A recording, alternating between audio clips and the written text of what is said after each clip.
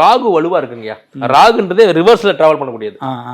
அப்ப நான் அவர்கிட்ட ஒண்ணு சொன்னேன், நீங்க எப்பவுமே வெளில கிளம்பும் போது வாசல் வரைக்கும் போயிட்டு திருப்பி ஏதாவது ஒரு காரணமா உள்ள வந்துட்டு அப்புறம் போங்க, போற காரியம் வெற்றின்னு சொன்னேன்.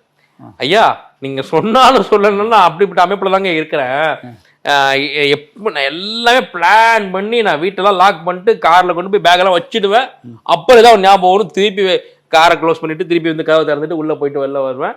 அதுக்கப்புறம் தான் எனக்கு எப்பவுமே எல்லாமே வெற்றி நடந்திருக்கு.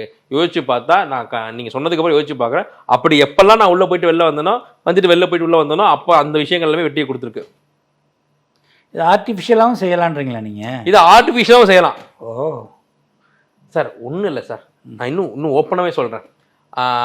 மூல நட்சத்திரம் இருக்கு இல்லையா, தனுசு ராசிக்குள்ள இருக்கிற மூல நட்சத்திரம் இருக்கு இல்லையா, அந்த மூல நட்சத்திரம் என்ன பண்ணு, கையில் எதையாவது வந்து வச்சுட்டு விளையாடிட்டே இருப்பாங்க சார். ஃபோன் கையில் வச்சிருப்பாங்க, எதையாவது ஒன்று கையில் வச்சு பசஞ்சிட்டு இருப்பாங்க.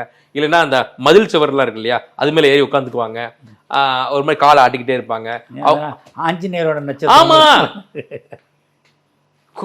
குரங்கு வந்து தன் கையில் எதையாவது வச்சு விளையாடிட்டே இருக்கும், மரத்துக்கு மரம் தாவிட்டு இருக்கும். அவங்க மனநிலையுமே ஒரு இடத்துல இருக்காது, இன்னொரு இடத்துல இருந்து இன்னொரு இடத்துல போயிட்டே இருக்கும் மனநிலை. அவர்களால் ஒரு இடத்துல உட்காரவும் முடியாது சாமி, அவர்கள் ஒரு இடத்துல இருந்து இன்னொரு இடத்துக்கு போயிட்டே தான் இருப்பாங்க. அவளை பிடிச்சி கட்டி பிடிச்சி. இப்ப கூட நாங்க எல்லாம் இந்த ரூம்ல இருந்தோம், ஒரு 3 லட்சத்துக்காரன் விட உடனே வேஷ்டியை கட்டிட்டு போயிட்டு கீழே போயிட்டு ஒரு ரவுண்ட் அடிச்சு தான் வந்து உட்காந்தாங்க. நாங்கெல்லாம் உட்காந்துட்டு இருக்கோம்.